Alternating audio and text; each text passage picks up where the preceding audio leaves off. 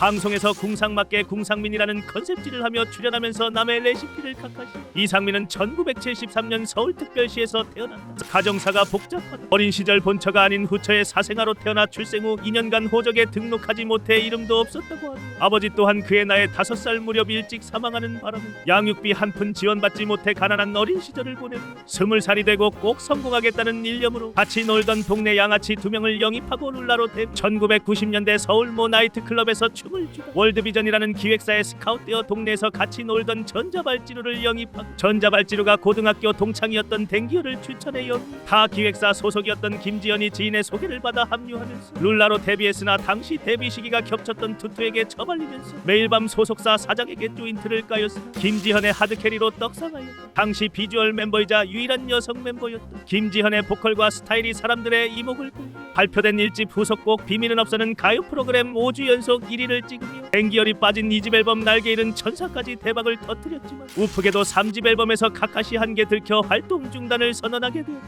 과거 일본 대중문화 개방 이전 한국의 작곡가들이 대놓고 일본의 곡들을 가져와 카카시 자신의 노래인 듯 불러 제꼈는데 당시 룰라 또한 오마츠리 닌자라는 그룹의 곡 천상위에라는 곡으로 카카시에 불러 제끼면서 여론의 압박에 못 이겨 활동 중단을 선언하여 당시 이상민은 프로듀싱까지 참여해 살자쇼로 뉴스를 타며 4집 활동을 끝으로 사실상 각자의 길을 걷게 되었다. 당시 원톱으로 밀어주던 김지현과 소속사 사장과의 정산 문제로 김지현이 탈퇴하고 외국 멤버 마이키 모시기를 데려왔으나 예전만큼 큰 파급력은 없었고 이상민은 프로듀서로 활동하며 건츄리 꼬꼬와 샤피라는 그룹을 성공시켜 자신의 기획사를 차렸다. 초기 자본 48억 SM엔터 바로 맞은편에 사옥을 차리다 한때 대한민국 SM과 DSP 미디어 다음가는 3대 기획사의 사장으로서 룰라, 샤크라, 디바, 건츄리 꼬꼬, 클레오, 백지영, 이혜영 등 화려한 라인업을 자랑하며 삼성그룹 영상사업단의 계약금 15억 연봉 5억에 달하는 스카웃 제의를 받았으나 이를 전부 거절하고 라스베가스 호텔 생활을 하며 친해진 MC 해머를 영입해 수십억을 투자하여 엑스라지라는 그룹을 만들었으나 폭망을 한 번 경험하고 연예기획사 사업에서 종합엔터 사업으로 업종을 변경하여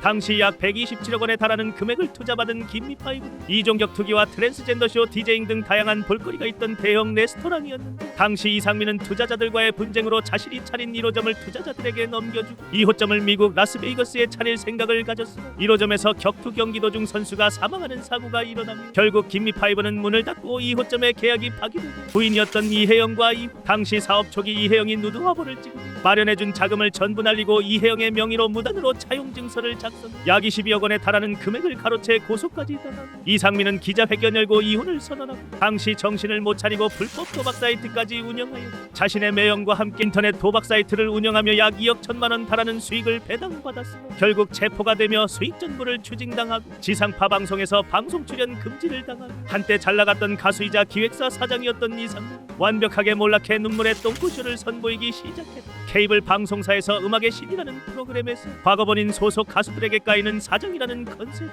메인 진행자이자 똥바지로서 전자발찌루와의 케미를 선보이며 떡상의 성공. 이후 지니어스와 님과 함께라는 프로그램으로 인지도를 쌓고 아는 형님과 미우새에서 궁상민이라는 캐릭터로 제2의 전성기를 누리며 유튜브를 개설했지만 사망여우에게 저격을 당하게 되었다. 라디오 스타에서 뜬금없이 자신이 쓰는 샴푸를 10년 썼는데 매우 좋다라는 발언을 하며 어그로를 끌고 당시 방송을 본 시청자들이 해당 샴푸를 묻자 별다른 설명 없이 뭉갰는데 갑자기 뜬금없이 인스타에 이게 제가 사용하는 샴푸라며 어헤즈 샴푸를 홍보. 근데 웃픈 게 해당 회사가 샴푸를 출시한 연도가 2012년이지 라디오 스타에서 언급한 샴푸가 아니었고 이를 폭로한 사망여우에게 고소미를 날리고 네티즌들을 협박했으나 본인 밥줄인 미운우리 새끼와 아는 형님의 하차 청원이 지속적으로 올라오게 되면서 사과문을 작성하고 대한민국 1%도 속고 사지 않는 그날을 위해라는 글을 유튜브 채널에 남기고 유튜브 활동을 종료하고 방송에 전념. 이후 본인의 채무를 전부 갚는 데 성공하였다. 2005년부터 2025년까지 약 20년간 69억 7천만 원에 달하는 돈 채권자들에게 갚는 데 성공하며 10살 연하의 여성과 결혼까지 성공하면서 이제 새로운 인생을 사나 싶었으나